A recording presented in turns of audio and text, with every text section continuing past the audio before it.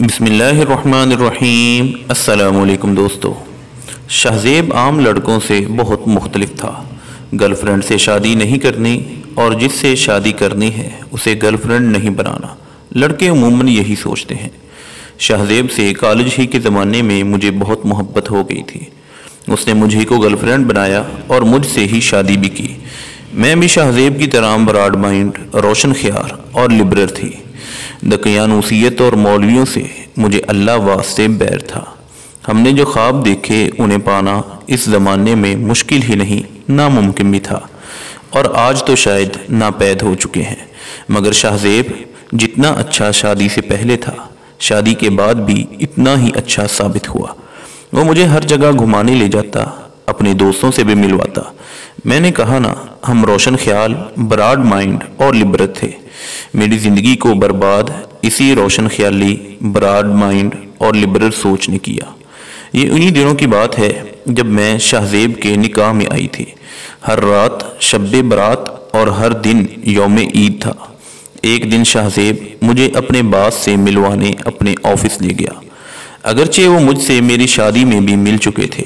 شہزیب کے باس مجھ سے بہت اچھے انداز میں ملے۔ میری خوبصورتی اور میک اپ نے انہیں گھائل کر دیا تھا۔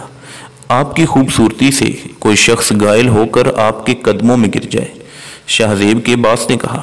شہزیب، میری سیکرٹری کی پوسٹ تو خالی ہے، میم اگر راضی ہوں تو انہی کو رکھ لیا جائے۔ لیکن میں نے معذرت کر لی۔ شہزیب نے انہیں گھر آنے کی بھی دعوت دی، بلکہ یوں کہیے گھر پر کھانے کی دعوت دے ڈالی، جو شہزیب کے باس نے بخوشی اور رغبت قبول کر لی۔ شہزیب کے باس جب گھر آئے تو ان کی نگاہوں میں موجود پیغام مجھے سمجھ آ رہا تھا۔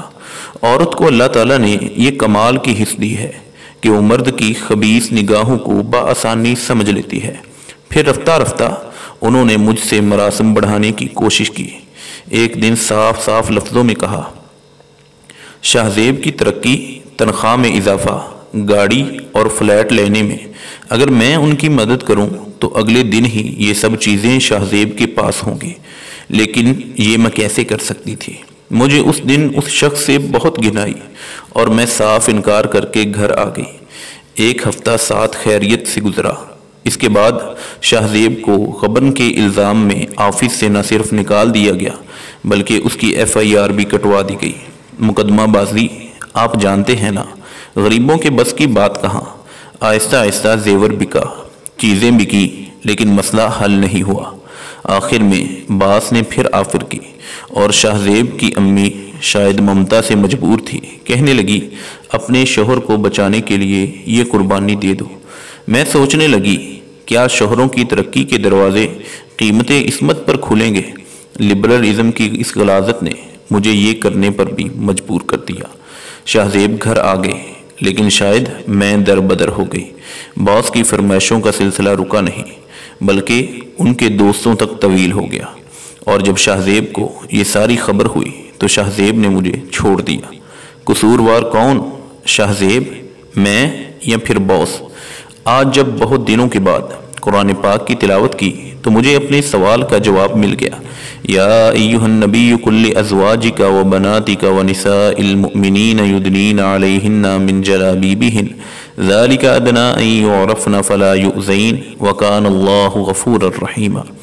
اے نبی، اپنی بیویوں اور صاحبزادیوں اور مسلمانوں کی عورتوں سے فرما دو کہ اپنی چادروں کا ایک حصہ اپنے منہ پر ڈالے رہیں، یہ اس سے نزدیک تر ہے کہ ان کی پہچان ہو تو ستائی نہ جائے، اور اللہ بخشنے والا مہربان ہے۔